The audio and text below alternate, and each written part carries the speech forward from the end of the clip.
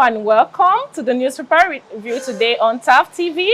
My name is Jennifer Adawamwo, and with me here today is Natasha Brown. Natasha, you're welcome. Thank you. You're looking very beautiful. Thank you. You too. In and fact, it's my first time doing this with you, so amazing. Yes, it's good to be here. Yes, it's my very first time. You're welcome. All right, here on the newspaper review, we go through the papers, we go through the headlines, and we'll try to see the ones that are much interesting and try to talk more on it.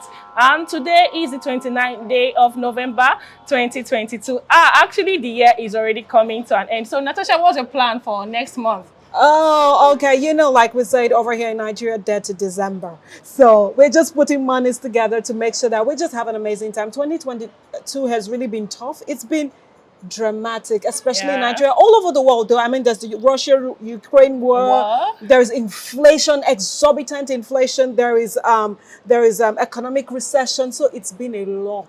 And even the Jackpot movement. Thank you very much. We can't talk about that. We are talking about the climate change.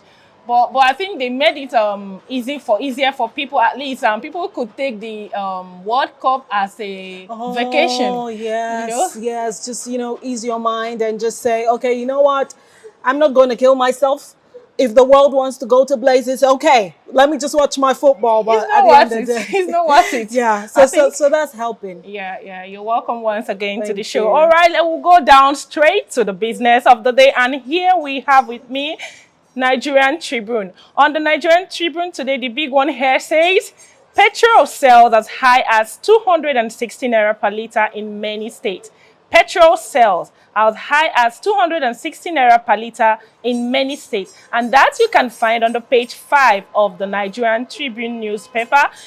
Once again, we have another one says, ASU students activists protest, say federal government failed to honor Gbajabiamila Memorandum of Understanding. That's ASU students activists, they protest, say FG failed to honor Gbajabiamila Memorandum of Understanding, and that you can find on the page 3 of the Nigerian Tribune. And here again we have Tribune is best in political reporting at 2022 NMMA Award. That's the Nigerian Tribune newspaper, and we have this one that says FG issues travel advice to Nigerians in US, Europe over increased robbery incidents. FG issues travel advice to Nigerians in US, Europe over increased robbery incidents. And that is in the page 2 of the Nigerian Tribune. And I also have this one here that says, Osun governor nullifies employment of workers done after July 17. Suspends 3 monarchs' appointment. Osun governor nullifies employment of workers done after July 17. Suspend 3 monarchs' appointment. Okay, now we are into the business of the day. Natasha, what do you think about this? I think, first of all, Oyetola, for over 4 years, what happened? Why didn't you do the promotions? Why didn't you install those new monarchs? Why didn't you make all of these moves during your 4 years tenure? Why did it have to be just at the tail end when you knew that you were losing to Ademola? That's when he decided to say, oh, okay, so now I'm just going to do rush. I think it was not well thought out, even though merely looking at it from surface value, from face value, it looks like a good thing, because at the end of the day, people need to be promoted. At the end of the day, employment has been one of the biggest issues in Nigeria. So when you go to different states and you see that they're creating avenues for employment of more youth, or more human resource, it's something that is laudable. It's something that we're excited about. But the timing is where the issue is. Okay, Natasha. We'll come to that. Anyway, we'll come to that. I really want us to talk about Petrol right now. Petrol, my goodness, Petrol. 260. 260 of a naira. That is a lot. That's a lot. I mean, we're working with a lot of increment. Food hike, transportation hike, everything is on the increase, and house rent, and you're wondering, it's still minimum wage, still the same 30,000 naira minimum wage, and you still have to cater to your feeding, you still have to transport yourself, How about even those people who are not earning up to minimum wage, because we know that there are such people that are not earning up to that. So we're really in a dire situation. And when I actually did read about this particular one, it's mostly about, okay, so there's hoarding of fuel.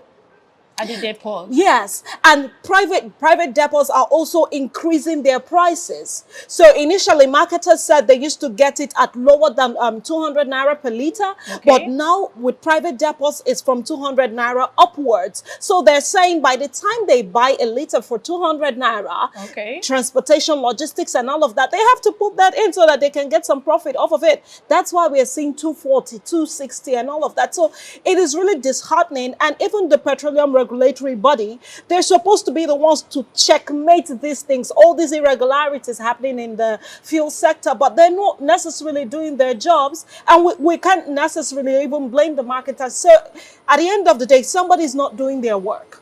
If the Petroleum Authority, they know what there's the regulatory body, they know what to do, which is to checkmate all of these irregularities, give us a fixed value that we can be able to purchase fuel for. NNPC keeps saying that we don't have shortage of fuel. We have products. So what's the problem? We have enough. So why is it this way? You know, so it's just a funny banter, and even the head of the Marketers Association, you know, of petroleum products, he has said he really doesn't know what is going on, because NNPC is saying that, you know, they have enough fuel products, but yet the private depots are hoarding fuel and they're selling at exorbitant prices, which is translating to all of the hike we're seeing now. So somebody needs to do their job.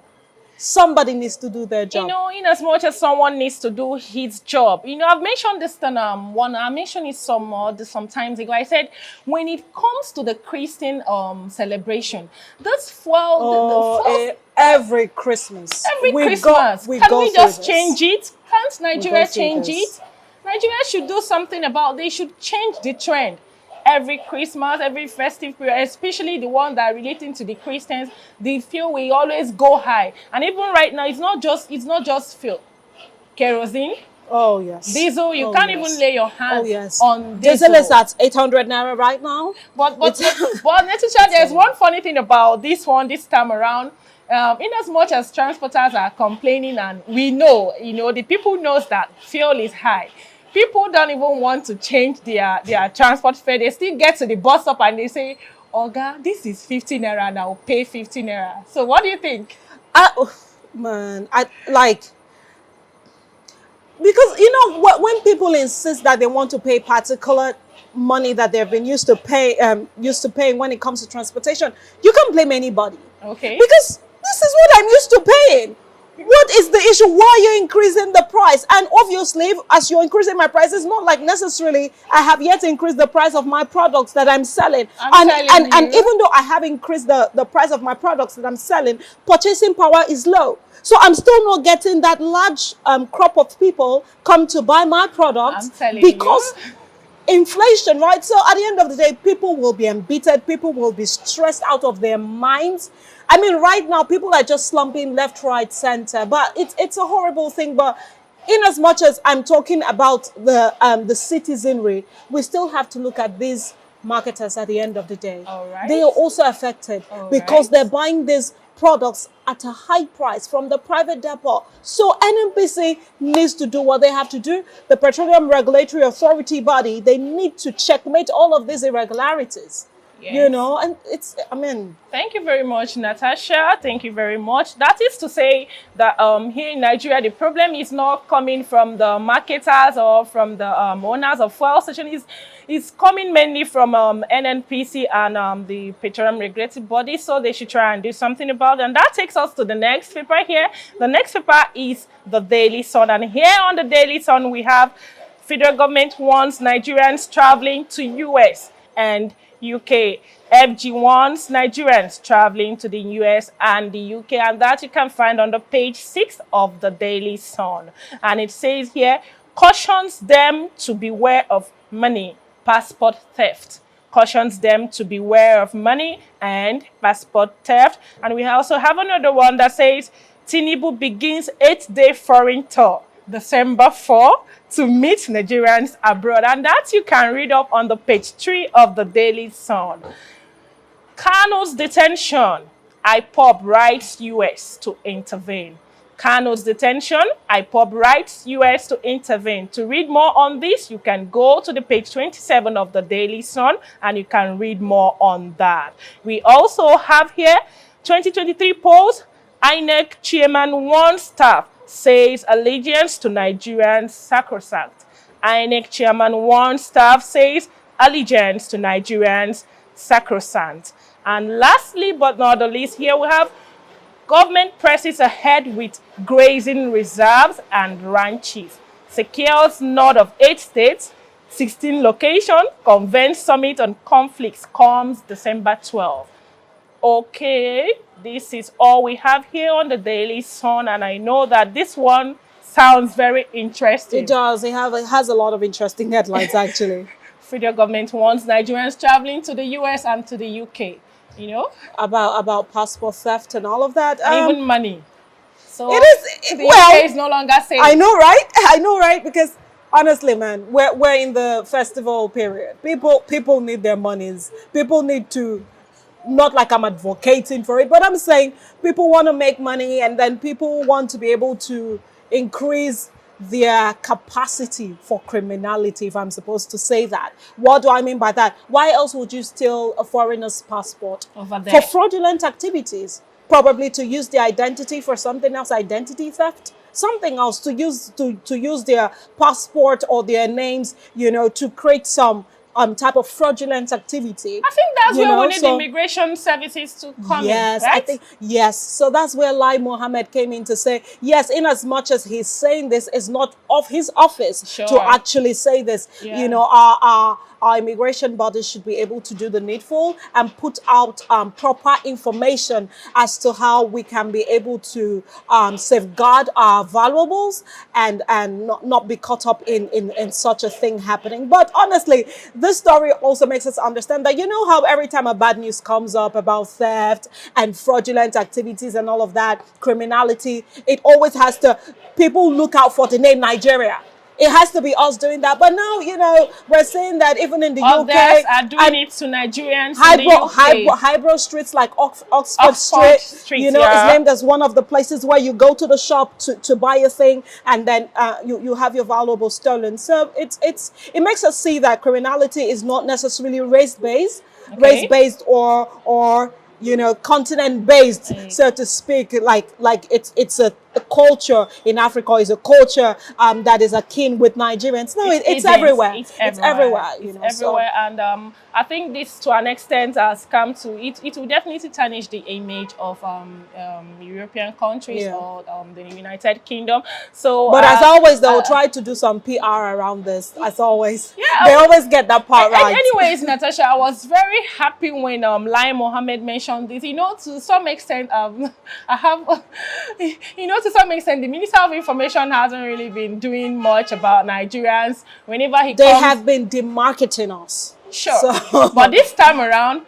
I think we deserve it. Nigerians outside there deserve it. Therefore, anyway, I want to give the information to those that are always planning on, you know, to japa, to leave this place and go to somewhere. It's not just traveling to the UK or to Europe, wherever you are, and especially this festive period, wherever you find yourself, hold your bag very well.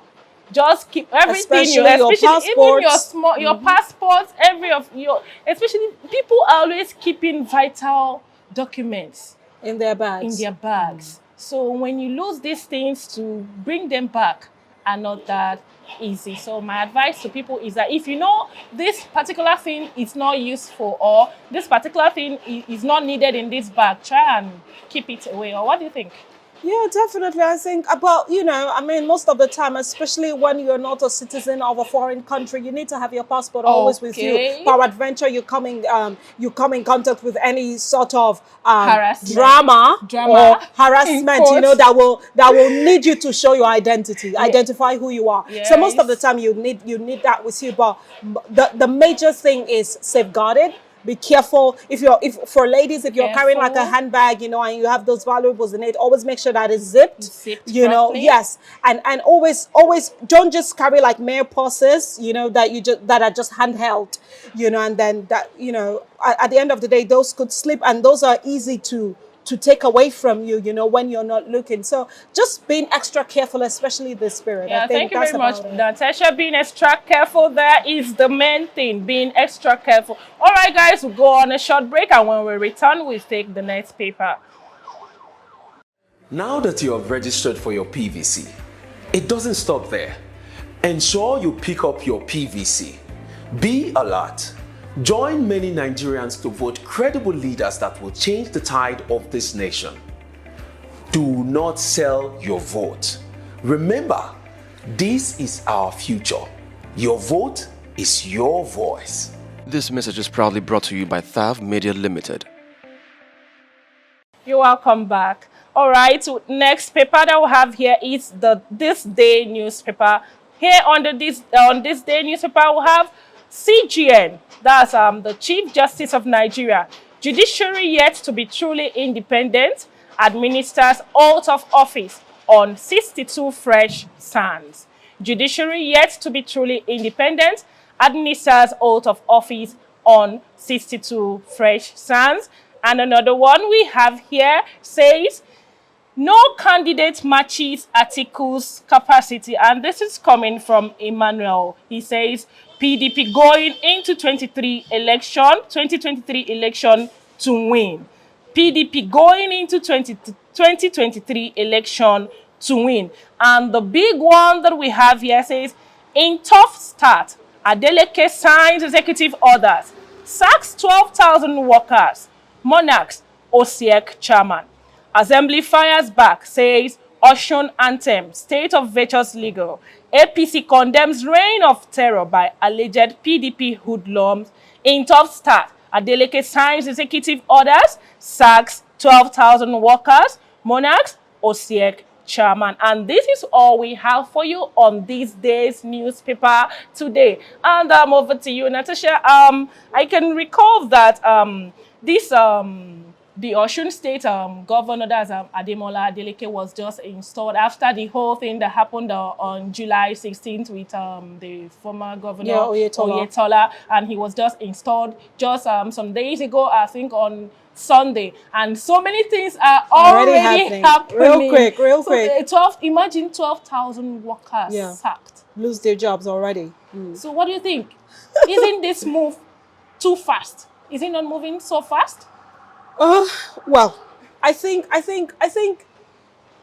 it actually looks like it's too fast. It actually looks like it's an impulsive decision that he made. But at the end of the day, when we look at the rundown, when we look through how it happened, we begin to see that it looks like all of these were set up under the facade of let me create employment and let me do good by my people. But then the timing was wrong for Oyetola, because now you're bringing all these people aboard in that short space of time. So it means that the new government coming in, I'm going to carry all this backlog, even when I haven't really fixated myself or headspace or my council, you know, my cabinet, so to speak, on how we should go about governing the state. So I'm coming already to govern, and then I'm seeing all of these things just happen all of a sudden. Monarchs, promotions, 12,000 employed all of a sudden.